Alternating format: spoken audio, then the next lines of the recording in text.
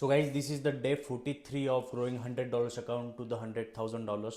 तो आज का अगर हम स्टार्टिंग बैलेंस हमारा देखते हैं तो स्टार्टिंग बैलेंस हमारा रहेगा $2600। और बहुत लोग बोलते हैं कि भाई पीएनएल दिखाओ पीएनएल दिखाओ। So this is the PNL. यहाँ पर मैं इसके बाद थोड़े दिनों के बाद जब भी हमारा 10K या फिर 15K टच होता है तो उसके बाद मैं आपको इसका इन्वेस्टर पासवर्ड दूंगा, आईडी पासवर्ड, जिससे आप लोग मेरा पूरा अकाउंट चेक कर सको। अभी फॉर नाउ यहाँ पर हम जाते हैं 1 ईयर पे, लास्ट ईयर।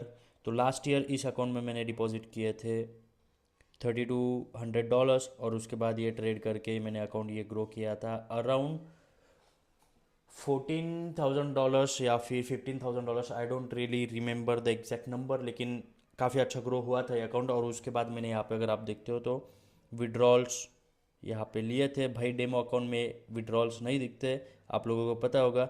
यहाँ पे विड्रॉल मैंने लिया था $2300 का। उसके बाद मैंने जब ये चैलेंज चालू किया तब मैंने यहाँ पे जो बाकी फंड्स थे वो विड्रॉ करके सिर्फ यहाँ पे रखे थे इस अकाउंट में $100, क्योंकि हमें $100 का चैलेंज करना था ऑब्वियसली।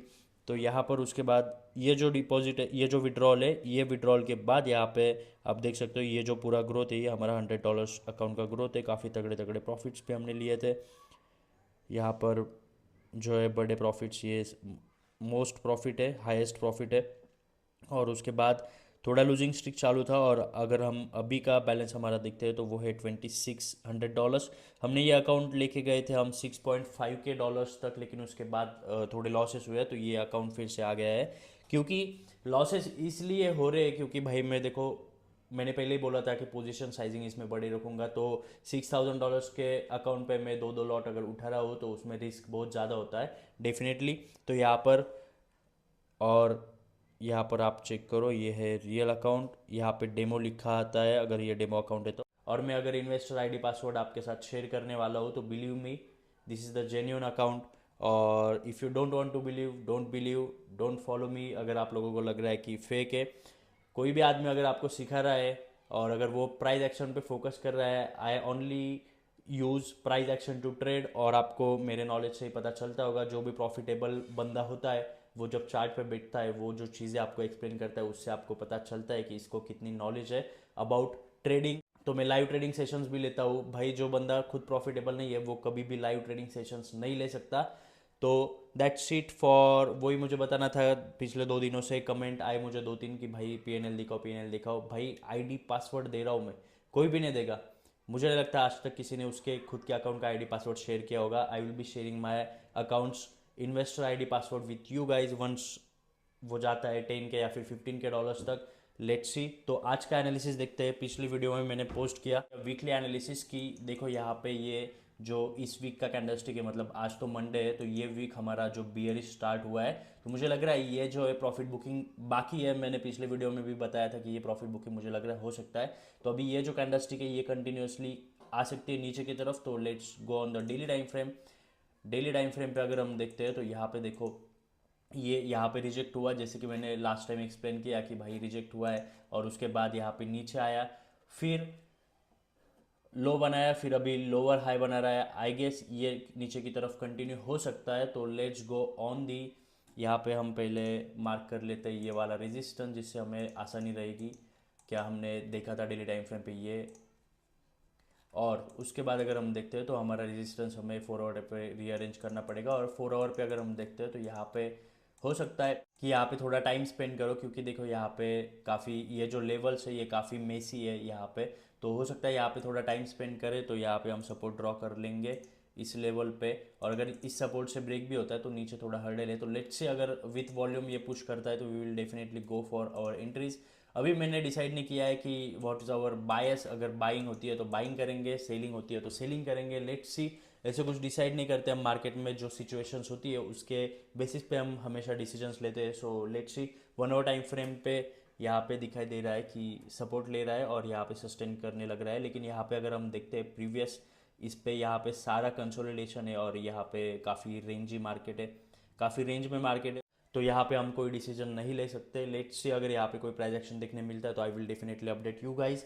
और अगर हम ड्रॉप शिपिंग का देखते हैं तो ड्रॉप शिपिंग आप लोग देख सकते हो, ये मेरा लास्ट वीक का है। Total COD, cash on delivery. India में जब आप ड्रॉप शिपिंग बिजनेस करते हो तो आप लोगों को कैश ऑन डिलीवरी ऑप्शन रखना पड़ता है।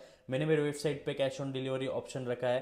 तो प्रीपेड ऑर्डर्स बिल्कुल भी नहीं आते, एक दो ऑर्डर्स आए होंगे तो आप मेंटेलिटी आपको देखनी पड़ती है, आप जिस रीजन में बेच रहे हो उस रीजन में क्या मेंटेलिटी लोगों की, उसके हिसाब से आपको सेल्स करने पड़ते हैं। तो इंडिया में मोस्टली कैश ऑन डिलीवरी होता है, तो इसके लिए वजह से ये दिखाई दे रहा है यहाँ पे टोटल COD अवेलेबल, मतलब इतना लोगों को डिलीवर करेंगे और उनसे ये पैसे कलेक्ट करेंगे। अभी तक इतने कलेक्ट कर चुके हैं और ये last cash on delivery limited था और उसके बाद था नेक्स्ट COD अवेलेबल।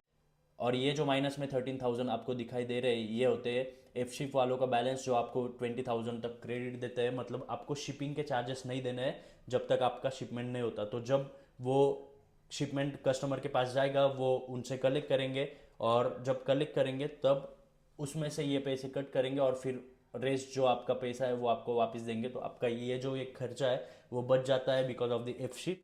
वो आपसे शिपिंग के चार्जेस नहीं लेते, एज अ बिगिनिंग आपको 20,000 वो क्रेडिट देते हैं। तो उसमें से आपका जब वो कलेक्ट करते पेमेंट कस्टमर से उसमें से कट करते हैं और रेस्ट पेमेंट आपका आपके पास पहुंच जाता है। सो लेट्स सी गोल्ड में और GBP/JPY में अगर मैं एंट्री करता हूँ, रात के बज गए यहाँ पर ऑलमोस्ट 1, और यहाँ पर अगर हम देखते हैं गोल्ड में तो ये सपोर्ट ब्रेक हो चुका है।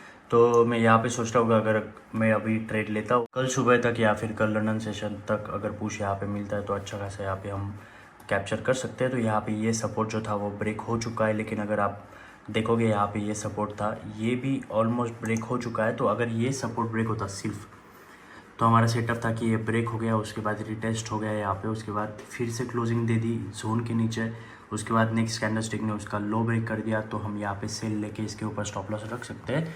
लेकिन ये जो सपोर्ट है ये हम फिर से अरेंज कर लेंगे यहाँ पर, ये जो दिख रहा है अभी का सपोर्ट यहाँ पर। तो यहाँ पर मैं इस ट्रेड को चांस देना चाहूँगा, कीपिंग और stop loss above this candle. तो यहाँ पर मैं विथ 1 लॉट सेल की ट्रेड यहाँ पे एग्जीक्यूट कर रहा हूँ ऑन गोल्ड। लेट्स सी क्या होता है। I will let you know guys by tomorrow. So that's it for today guys, see you in the next one.